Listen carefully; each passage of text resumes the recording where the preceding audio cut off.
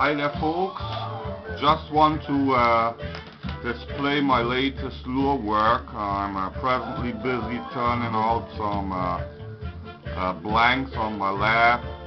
Saw some lures on YouTube put out by RIPopperman from Rhode Island Popper, so I was inspired by these. Nothing special about these lures anyway. Just want to try them for pike in next year's season. Here's a jointed one, all rigged with screw eyes and homemade bit lips of aluminium sheet. Here's a bigger one. It's about 5 3/4 inches without lip. Surely I would have to put some ballast in the belly later. I want them to dive 2 to 4 feet deep because I intend to use them in a certain shallow lake, the Ulster Lake in Hamburg City. But what I really want to show you is I've thought about making one of these with internal shifting weights, just to be able to cast further. The weights are located here around the lateral line, and when you're casting they slide back to the tail, so the lure would swim tail down, and as soon as you start the retrieve they would slide to the front and hopefully dip, causing the lure to swim nose down a bit.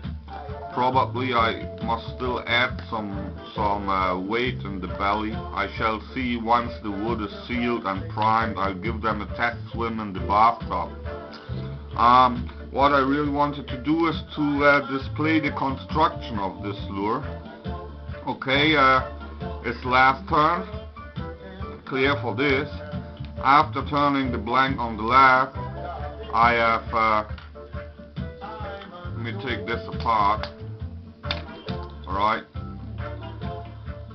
I have a routing machine, a hobby routing machine down the basement with a crosswise moving table. So I cut the deep groove here with such a router bit, right, and later extended it with the Dremel router bit, the oval router bit, to get the curved bottom to fit in this straw.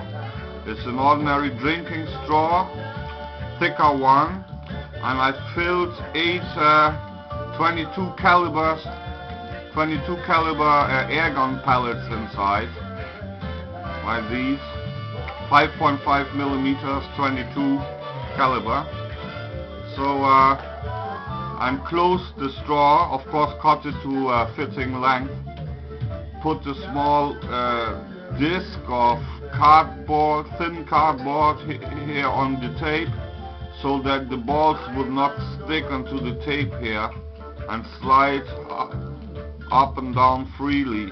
The straw serves the only purpose to prevent glue binding the balls when putting this thing together finally.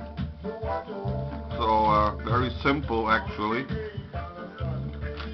So because of this very deep groove causing the weights to sit right in center along the lateral line, like this, there's only little space left on the belly to fix the belly hook hanger.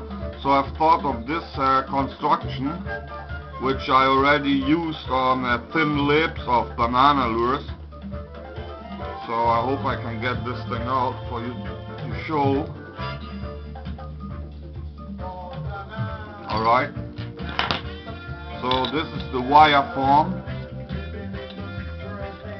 and worked into a groove that I made with a very thin Dremel router bit. So it does not, this wire form does not protrude over the bottom of the groove. So the straw would sit snug later. to glue all this thing together, I would first glue in the wire form, and when the glue's still wet, I put in the straw. Would work nicely, no problem about it. Just fit this thing in. Alright, like this now, and here's the the wooden locking piece. I've cut the hollow groove here as well with the router bit to sit snug against the straw. And after gluing it in, I would just send it flush to the body outline.